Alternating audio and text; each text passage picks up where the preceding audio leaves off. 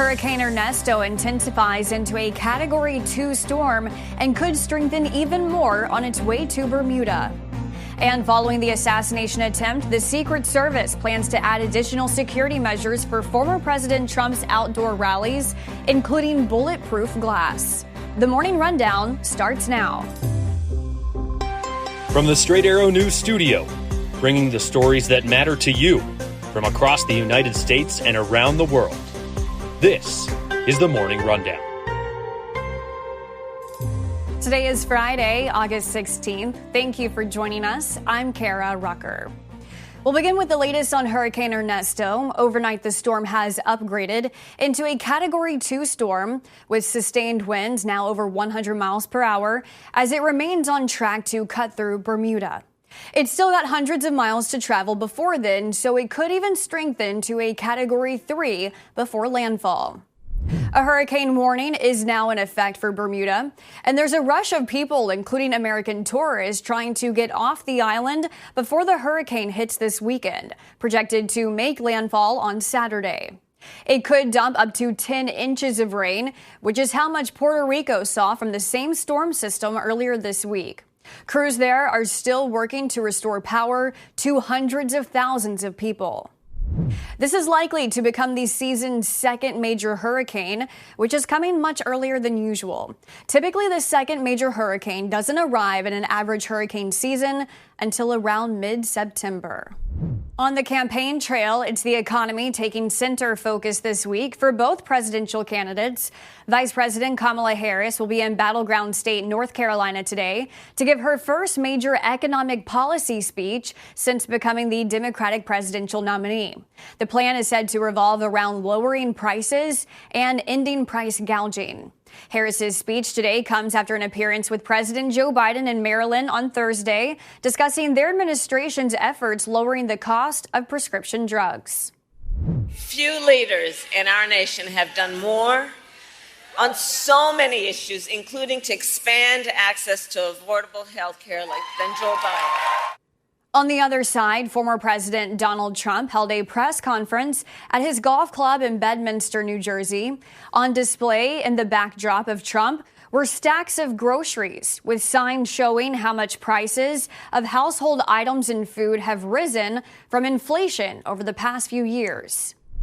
Harris has just declared that tackling inflation will be a day one priority for her. It's going to be day one.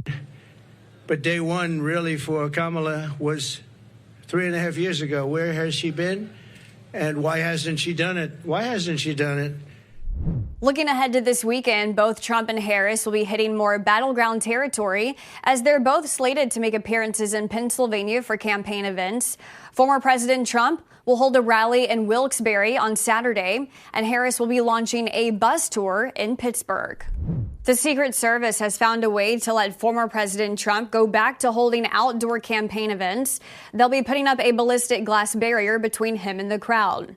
The Secret Service already does that for any sitting president and vice president, but since Trump is no longer in office, it hasn't been available to him.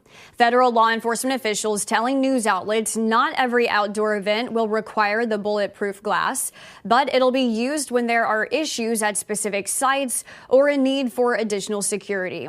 Officials say this is just one of the security measures being added to Trump's protection in the wake of the failed assassination attempt against his life last month. Others include increasing staffing, technology, and threat analysis. U.S. officials say some progress has been made in the latest round of ceasefire talks to end the Israel-Hamas war, which are expected to resume in Qatar today and likely will go through the weekend. Meanwhile, the British and French foreign ministers are making a joint trip to Israel in hopes of stopping the war from turning into a larger regional conflict. The renewed push to end the war comes as the Hamas-run Gaza Health Ministry says the death toll in Gaza has surpassed 40,000, and fears remain high that Iran and Hezbollah militants in Lebanon will soon attack Israel in retaliation for the killings of top militant leaders. After having to cancel 3 concerts on the Vienna, Austria part of her Eras tour over a foiled terror plot last weekend, Taylor Swift returned to the stage in London last night.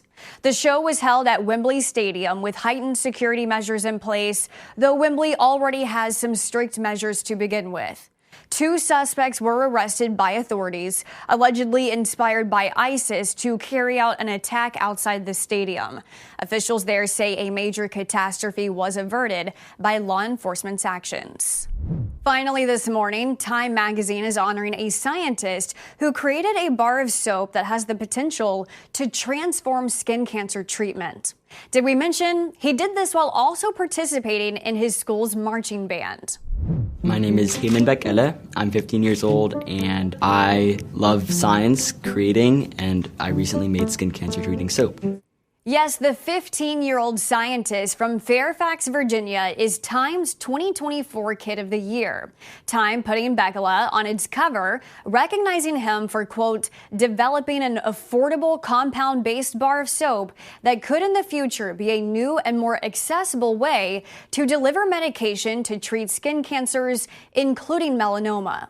The teen was already named America's top young scientist by 3M and Discovery Education last year for his invention.